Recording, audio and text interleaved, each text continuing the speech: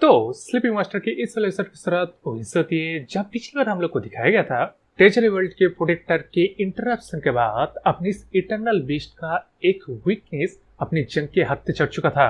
अब इसी चीज का फायदा उठाते जब अपना जंग स्प्लिट मोमेंट में ही इस इटर्नल बीस्ट के चंगू से छूट जाता है कि वो पकड़ा गया, लेकिन अपने एजर गोस्ट और चेन वाला स्पिरिट पकड़ा नहीं गया। जिस बात को छोड़ के इस एपिसोड की शुरुआत में अपना जंग अब इस इटर्नल बीस्ट के साथ नेगोशिएट करने की कोशिश करता है कि वही भाई देख तू यहाँ फंस चुका है, मैं मदद करता हूँ ना, उसका बदला मेरी जान को बचा लेना। लेकिन अब ये ओल्ड इटर्नल बीस्ट के सामने जिसने की सब कुछ ही लगभग एक्सपीरियंस करके रखा है, अपने जंग का टेक्टिक नेगोशिएशन काम नहीं आता, क्योंकि अपना इटर्नल बीस्ट स्ट्रेट अप कह देता है कि अब मैं सिर्फ तेरे बॉडी को ही कंट्रोल करके मेरा काम निकालवा सकता हूँ, तेरे से नेगोशिएट करने की क्या जरूरत है। जो बात बोलने के साथ साथ ही अपना इटर्नल बीस्ट अपने जंग के शरीर को कब्जा कर रहा था। उस दिन अपना जंग वही अपनी कॉन्शियसनेस मिटते हुए देख के मन में सोच रहा है कि इस बार मैंने सच में गलती कर दी, इस वजह से शायद सचमुच में मेरी जान आज यहीं पे चला जाए। इसलिए अपना जंग मन में और सोचता है कि ग्रैंडपा मैं शायद आपके रिवेंज को ले नहीं पाऊंगा। जो आप बात सोच के अपना जंग दरवाजे के उस तरफ अपने एजर गोस्ट और चेन वाले स्पिरिट को देखता है। देखने के बाद ही अपने जंग को झटका लगता है कि अभी ये दो बंदे मर चुके हैं, इसके वजह भी अपना रिवेंज लेना चाहते हैं। तो इसने भी इस बात को सोचा ही क्यों कि सच में उसका रेजनमेंट इतना ज्यादा हुई है, जो चीज तो अब बिल्कुल नहीं है। अपने जंग अब खुद के ऊपर ही गुस्सा हो चुका है कि उसने भी उस बात को सोचा कैसे, जिस प्योर एंगर ने अपने जंग के अंदर द डीपर रिजनमेंट को अवेकन कर दिया। इसलिए अब जैसे देख सकते हो अपना जंग किन चीज को ही कॉन्सेंट्रेट करने लगता है, जिस चीज को देख के अपने एजर को समझ जाता है कि अपने जंग ने इनहेंस चीज को हासिल कर लिया है। और ये चीज तभी कोई बंदा हासिल कर सकते है जब वो सुप्रीम पीक रैम को कम्प्लीटली अंडरस्टूड कर ले। लेकिन अब यहाँ भी अपना एजर को हैरान हो जाता है क्योंकि अपने जंग का जो इनहेंस चीज का लेवल है वो कम्प्लीटली डिफरेंट है।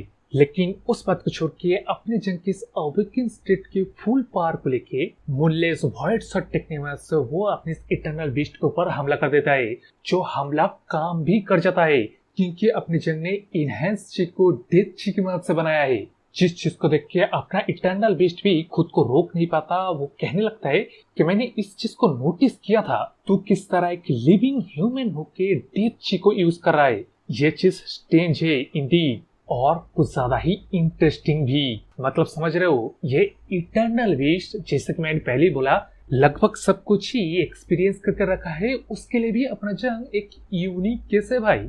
जिस बात को छोड़ के जो उसने अपने इटर्नल बीस्ट कहता है कि मैं तेरे बारे में सब कुछ जानना चाहूंगा, मेरे क्वेश्चनों का जवाब मुझे चाहिए ही चाहिए। जो बात बोलते हैं अपने इटर्नल बीस्ट ने हमला भी कर दिया था। जिस चीज को देख के अपने जंग मन में सोच रहे कि क्या उसके इस नए रैम में जाने के बावजूद भी पावर गैप का उतना ही ज्यादा है कि वो सच में कुछ नहीं कर सकता। उसका जवाब अपना ऐसा कुछ देता है क्योंकि वो इस रूम के अंदर आ चुका है और वो अपने इटर्नल बीस्ट के ऊपर हमला करने लगता है। जिस चीज को देखकर अपने जंग कुछ समझ पाता उससे पहले अपना एजर गोस्ट कहता है कि मॉर्टेल यहाँ से भाग, तू क्या कर रहा है, क्या देख रहा है।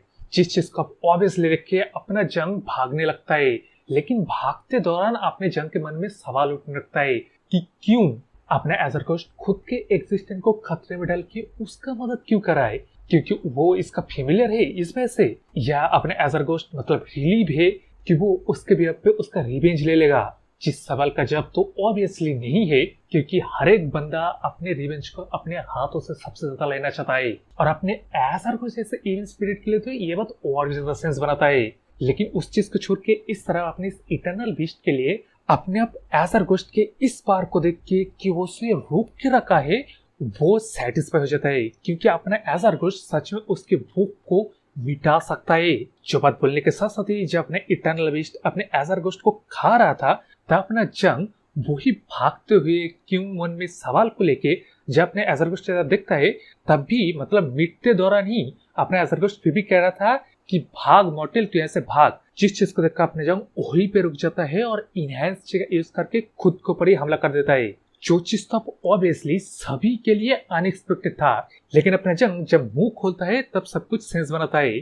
तो सुनो, अपना जंग खुद को हमला करने के बाद कहता है कि इटर्नल बीस्ट के बच्चे तू यहीं पे रहेगा।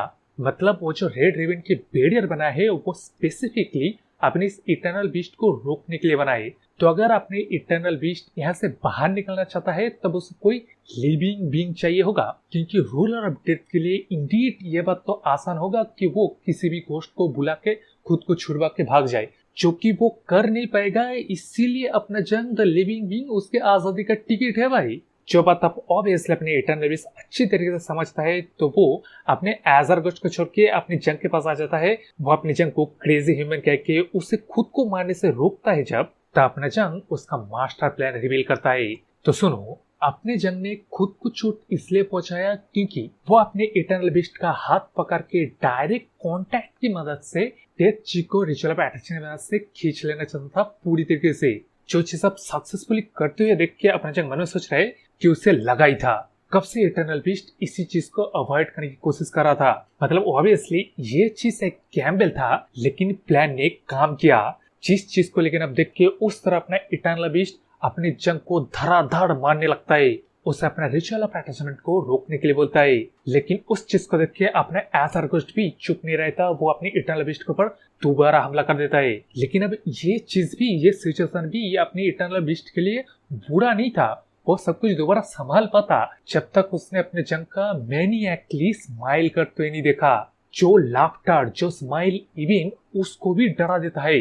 इसलिए वो सोच में पड़ जाता है, क्योंकि वो वन ऑफ द 6 डीमन में से आता है, जो कि अभी सिर्फ एक ह्यूमन के लाफ्टर से डर रहा है। मतलब समझो, अपना द जंग, the goat, the sleeping monster एकलौता सिंगल एग्जिस्टेंट है इस दुनिया का। बस मैं सिर्फ यही कहना चाहूंगा। लेकिन अब जैसे कि देख सकते हो, ये वाला चैप्टर छोटा है। इसका वजह भी सवाल रह जाता है कि क्या अपना जंग इस इटर्नल बीस्ट को सच में अपना फैमिलियर बना लेगा, जैसे कि मैंने बोला था, या कुछ और ही होगा। इस चीज को देखने के लिए तो अगले वाले चैप्टर का इंतजार करना पड़ेगा।